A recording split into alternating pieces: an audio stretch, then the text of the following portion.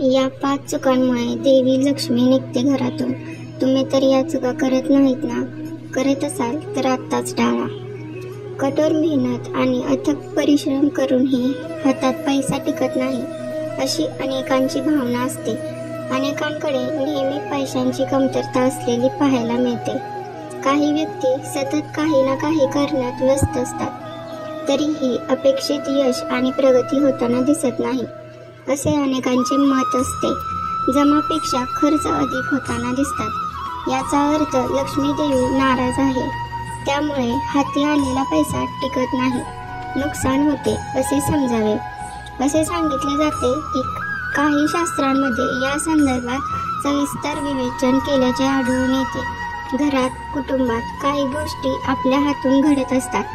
त्या चुकांमुळे लक्ष्मी देवीची अवकृपा आपल्यावर होते, असे सांगितले जाते. काही चुका आपल्याकडून अनावधानाने होत असतात. वास्तुशास्त्रातही या संदर्भात काही उल्लेख असल्याचे पाहायला मिळते.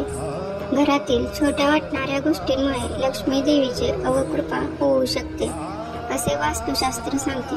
या गोष्टी टाळल्या, या चुका टाळल्या तर लक्ष्मी देवीची नाराजी पत्करली जाणार नाही. लक्ष्मी देवीच्या कृपेमुळे धन, धान्य, समृद्धी, ऐश्वर्य यांची कमतरता राहणार नाही. आपल्या घरात लक्ष्मी देवीचा वास कायम राहील, असे शास्त्र सांगते. चला तर मग पाहूया. 1. स्वच्छता करताना घ्या काळजी. घराची स्वच्छता ही प्रत्येक जण आपापल्या पद्धतीने करत असतो. स्वच्छ आणि नीटनेटके घर सकारात्मक ऊर्जा प्रदान करत असते, असे सांगितले जाते. मात्र स्वच्छतेनंतर जमा केलेला कचरा, भंगार एकत्र करून घराच्या गच्चीवर ठेवू नये. असे करणे अशुभ मानले जाते. वास्तुशास्त्रानुसार घराच्या गच्चीवर कचरा एकत्रित करून ठेवला असल्यास धनसंबंधीच्या समस्या वारंवार उद्भवू शकतात. यामुळे मानसिक ताण वाढू शकतो. कचरा जमा झाल्याने तिथे अस्वच्छता निर्माण होते. पाऊस पडल्याने पाणी साचते, कचऱ्यामुळे पाणी तुंबते, अशा अनेक समस्यांचा सामना करावा लागू शकतो. त्याचा परिणाम आरोग्यावरही होतो. अशा गोष्टी लक्ष्मी देवीला अजिबात पसंत नाहीत, असेही सांगितले जाते. 2. घरातील व्यवहार. घर म्हटले की भांड्याला भांडे हे लागतेच. मात्र अनेकदा घरातील सदस्यांचा व्यवहार हा चुकीचा असतो.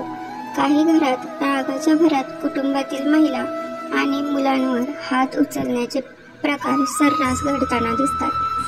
अशी अनेक उदाहरणे आपण पाहतो. मात्र या अशा गोष्टी लक्ष्मी देवीला अजिबात आवडत नाहीत, असे मानले जाते. घरातील महिलेला लक्ष्मीचे रूप मानले जाते आणि अशा महिलेबाबत असे व्यवहार घडत असतील तर ते शुभ मानले जात नाही. वास्तुशास्त्रानुसार अशा कुटुंबामध्ये लक्ष्मी देवीचा वास दीर्घकाळ राहत नाही. आर्थिक आघाडीवर समस्या निर्माण होऊ शकतात.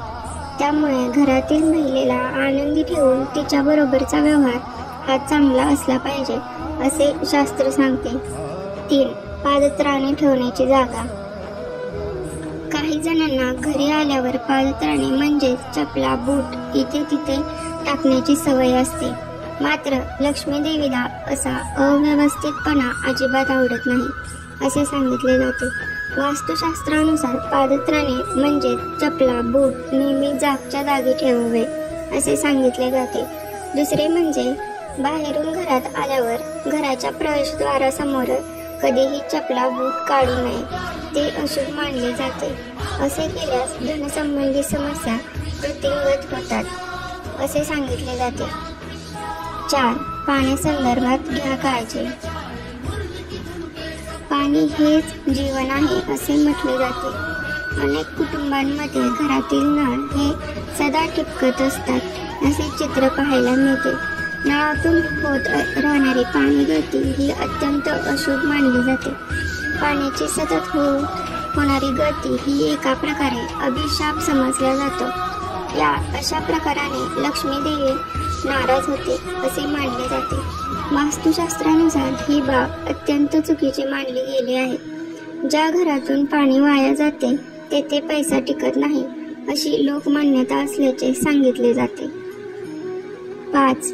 तुळशीच्या रोपट्याची योग्य दिशा. तुळस ही श्री विष्णूंना अत्यंत प्रिय असल्याचे मानले जाते. तसेच तुळस ही महालक्ष्मी स्वरूप मानली जाते. तुळस घरात लावणे शुभ मानले जाते. यामुळे घरातील वातावरण उत्तम राहते. घरातील सकारात्मकता वाढीस लागते असे सांगितले जाते. वास्तुशास्त्रानुसार तुळशीचे रोपटे हे योग्य दिशेला लावले गेले पाहिजे. काही ठिकाणी अनावधानाने तुळशीचे रोपटे चुकीच्या दिशेला लावलेले पाहायला मिळते. तुळशीचे रोपटे नेहमी पूर्व किंवा उत्तर दिशेला लावावे असे सांगितले जाते. अन्यथा लक्ष्मी देवीची नाराजी पत्करावी लागते. अन्य कुठेही तुळशीचे रोपटे लावू नये असे सांगितले गेले आहे. धन्यवाद.